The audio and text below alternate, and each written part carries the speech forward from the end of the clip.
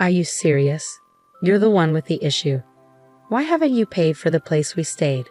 Because you left me. Just bring the money over. I won't because I was left behind. I didn't even want to go on that trip. I've been married to my husband for 6 years. We have a cute 5-year-old daughter, and watching her grow up is the best part of my life. But our relationship is really bad right now. I quit my job when our daughter was 1, and my husband said that if I wasn't working, I had to handle all the housework. So I did everything around the house and took care of our child alone. When our daughter was a baby, I struggled to get enough sleep. I asked my husband for help, but he just said he would divorce me if I complained. He even showed me the divorce papers and put them in a drawer in front of me. Whenever something went wrong, he would take out the divorce papers and talk about leaving, looking disgusted. My mother-in-law, who raised him, is just like him. She's always popping in unannounced, opening the fridge without asking, and eating my son's yogurt. If that was all she did, I might manage, but she also lectures me on how to be a good wife, especially after my husband complains about me. She even finds dust in the corners of the house to criticize me. So when she says she has good news, I don't trust her. She came over recently and said, "What's wrong with you? You should be happier about my good news. You're really not nice. My son is right." "What's the news?" "We're going on a trip." "Really? Where to?" "It's your job, since you're not working, to figure that out." "What do you mean?" "Seriously, you're not very bright, are you?" "It's unfortunate. I have a surprise for my son, who works so hard." "A surprise?" "Yes, let's all help him relax. The thing is, my mother-in-law wants to go on a trip with her son, but doesn't want to pay for it. So she thought she'd invite me and our daughter too, hoping I'll cover the costs." "Who would want to go on such a trip?" "I definitely don't, and we can't afford it anyway. Let's make it an amazing trip." I never agreed to go. I need some time to think. I ended the conversation with my mother-in-law, feeling unsure about what to do. When my husband came home that night, he was clearly upset. I could tell why. My mother-in-law must have told him what happened. "I heard you went against my mother today." "I was just being honest." "What?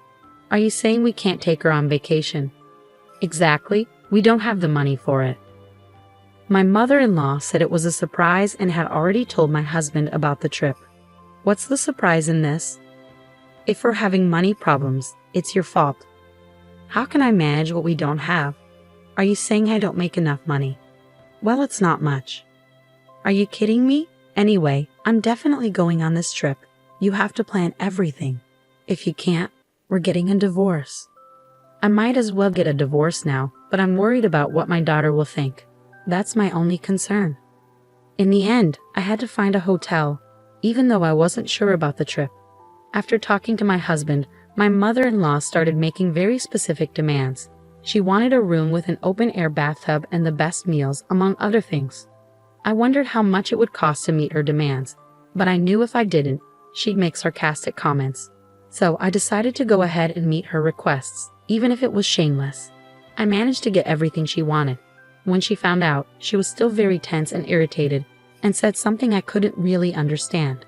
"It's because I suggested everything to her. Without my mom, you wouldn't have gotten the place." My husband started lecturing me as usual during dinner. After 4 years of this, I was used to it and just let him go on.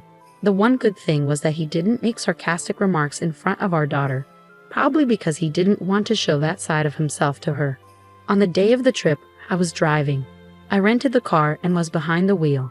My husband was just sitting in the passenger seat like he owned the car, and my mother-in-law was in the back, not paying any attention to our daughter. Instead, she was talking to herself about souvenirs. I had been driving all morning, and neither my husband nor my mother-in-law offered to help. I wasn't allowed to take a break, so we finally stopped at a rest area when my daughter needed to use the bathroom. I quickly took her to the restroom and rushed back to the car, but it was gone. I drove around the parking lot, panicking, but the car was nowhere in sight. I called my husband, but there was no answer, so I called my mother-in-law. "You guys took too long," my mother-in-law said with a laugh. "We left you behind." I tried to explain that I had only been gone for a few minutes, but my husband interrupted. "This is your fault for not listening to me. You don't deserve to go on this trip. Was that your plan from the start? If it was, then what about our daughter, Nina? She's just like you. She's been acting up lately and even talked back to Mom. She needs to be punished too. But she was looking forward to this trip. I'll reconsider when you both apologize. If you understand, you can go home now." My husband hung up the phone. "So what do we do now? It's a long way home." "Mom, are you okay? Did Dad and Grandma leave us?" "I guess so." "They're so mean, aren't they?" "Yeah, they are." "Are we going home?" "Yeah, but I know you were looking forward to this trip." "But I only wanted to go because I was with you, Mom. If we're going home, I want to go home too. Then let's have an adventure together." "An adventure?" My daughter's happy smile lifted my spirits. I called my friend Lisa, who lives nearby, and explained what happened. She quickly came to pick us up and take us home. "Hey, what are you going to do?" My friend waited until my daughter was asleep before she started talking. "I think I'm going to get a divorce." "That's good. You've put up with a lot." "Yeah, and I don't want to stay married to someone who treats our daughter badly." I signed the divorce papers and asked Lisa to be a witness.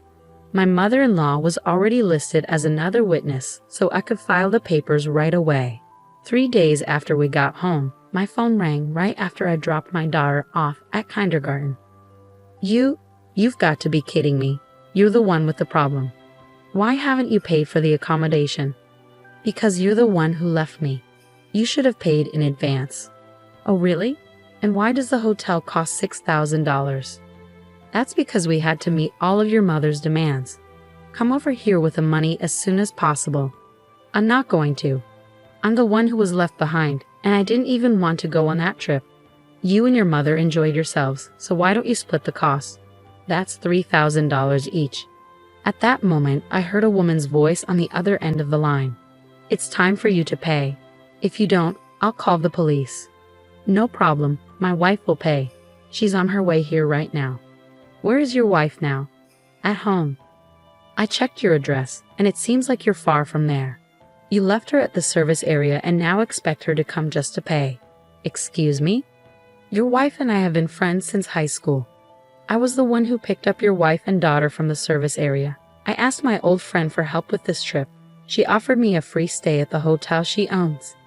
In high school, she was struggling with her future. Her family owned a well-known hotel, but she had other dreams. As the only daughter, she had to take over the hotel even though it wasn't what she wanted. She told me that I was the one who supported her the most during that tough time. She felt she owed me, so she's returning the favor now. I told her she didn't need to pay, she could stay at the hotel. But she's not here. I don't have any personal connection with you, so you're just hotel guests. Since you're only guests, you need to pay the full price. Alright, how about you use your credit card to pay for now, and you can charge it to your wife later." "I don't want to do that." "It's not that you don't want to, it's that you can't." "Wait, what do you mean?" "Your son's salary is $1,200 and the credit card limit is only $3,000. "What do you mean? Your wife is lying. You said you were making a good salary." My husband just stayed silent. He's a salesman, and he earns more if he gets contracts, but he only gets the minimum guaranteed salary. Despite having a lot of sales, he only gets the minimum pay, so he doesn't have enough money. Don't tell me you're going to use your savings to pay. That's reserved for the divorce, alimony, and child support. What are you talking about? I filed for divorce. Didn't you say you divorced me anytime? Yes, and I filed the papers as quickly as I could. So if we're not married anymore. Hold on a minute. I'm not waiting.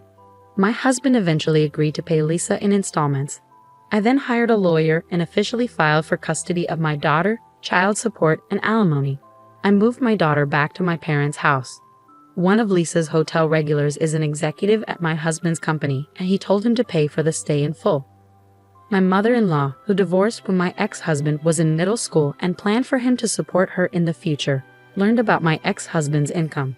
She then contacted me, asking me to reconsider the divorce. I can't believe she has the nerve to ask that after everything she's done to me. My ex-husband also called, saying our daughter needs a father and suggesting we remarry and live together. My daughter is happy living with my parents. I don't understand why he's saying this now since he never took care of her before. My ex-husband went back to his mother's house right after the divorce. He had poor performance at work and wasn't good at planning, so he made a last-minute vacation booking for that trip. His inability to pay for the hotel became known through a company executive, and now he feels very embarrassed at work. Next weekend, I'm taking my daughter to the house hotel. I started a new job to build a better future for us. It's been a long time since I worked, but it's so much more fulfilling than my marriage ever was. The idea that children need both parents together didn't apply to us. I believe it's more important for children to have happy parents. I've learned a lot from this divorce. The only thing that hasn't changed is my commitment to putting my daughter first. With her, I can always do my best. People like my ex-husband seem to have a lot of confidence. I wonder where they get it from. Overall, I think the divorce was the right choice. I'm grateful for my wonderful daughter and supportive friends. I hope you find peace and happiness with your daughter from now on. Thank you for watching. If you enjoyed this, please subscribe to the channel.